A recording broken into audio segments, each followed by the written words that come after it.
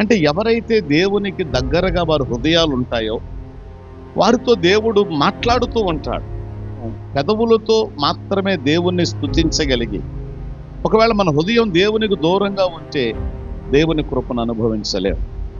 కాబట్టి మన హృదయము దేవునికి దగ్గరగా ఉండాలి.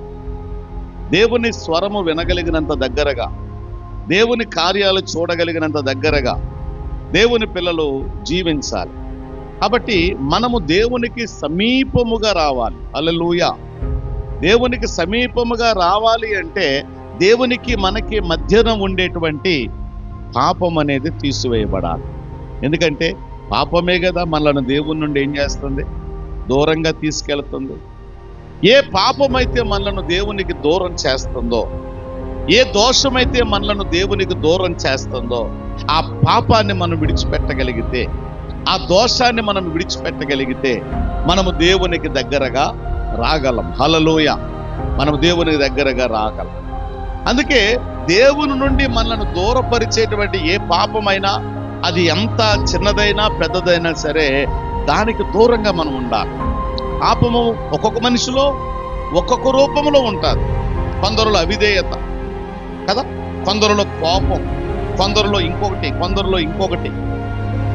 ఎందుకంటే పాపానికి రూపాలు చాలా ఉన్నాయి, కానీ దాని క్రియ మాత్రం ఒక్కటే. రూపాలు ఎన్నైనా దాని క్రియ ఒకటే. ఏంటా క్రియ అంటే మానవుణ్ణి దేవునికి దూరం చేయడమే దాని పని. అది ఏ రూపంలోనైనా ఉండొచ్చు. కొంతమందికి సినిమా, కొంతమందికి త్రాగుడు, కొంతమందికి దొంగతనాలు, కొంతమందికి కోటి, అసూయ, ఇలాగా అనేక రకములైనటువంటి పాపాలు మనిషి జీవితంలో ఉంటాయి. కానీ ఏ పాపమైనా దాని పని ఏమిటనంటే దేవుని నుండి మానవుణ్ణి దూరము చేయటమే. కాబట్టి దేవుని నుండి మానవుణ్ణి దూరం చేసే ఏ పాపమైనా మనలో ఉండకూడదు. అది ఉన్నంత వరకు మనం దేవునికి దూరంగానే తిరుగుతూ ఉంటాం. స్తోత్రం కలుగునుగా. దూరంగానే నడుస్తూ ఉంటాం. అది ఎప్పుడైతే మనలో నుండి తీసివేయబడుతుందో అప్పుడు మనం దేవునికి సమీపముగా మనం రాగలం.